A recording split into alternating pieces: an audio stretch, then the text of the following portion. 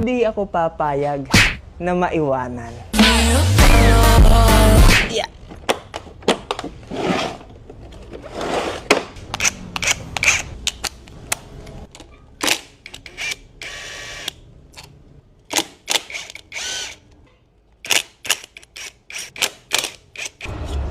Yun.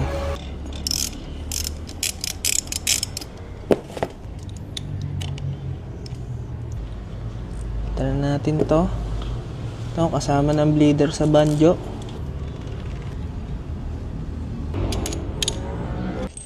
Yan, kabit na natin ang ating bracket pang radial.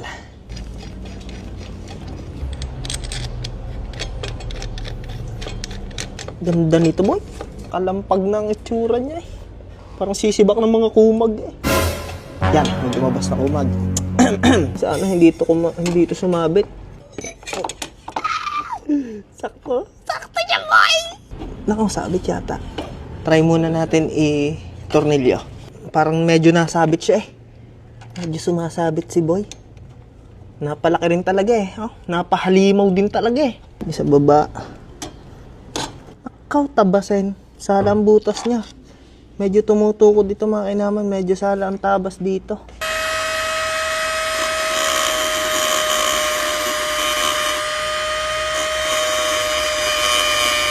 Kaya nalightan na mga kainaman.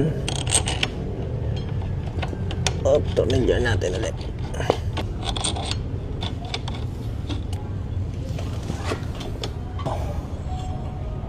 Sabit. Subukan muna nating higpitan. Tingnan natin kung sasabit talaga ng tuluyan.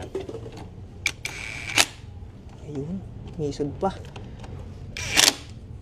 Dito malaking bagay kahit mga konting isod eh mga kainaman. Ay, sabit pa din. At katulad nga ng nangyari kay Bakery. Master, eto naman, kinabit naman ni Andre ang ating caliper. Kaso nga lang, nagkaroon tayo ng problema. Yung caliper natin sa rayos ay tumatama. Kaya naman, ang project brake system natin, to be continued na muna. Yun, mga kainaman, gayon din ho nangyari sa atin, oh.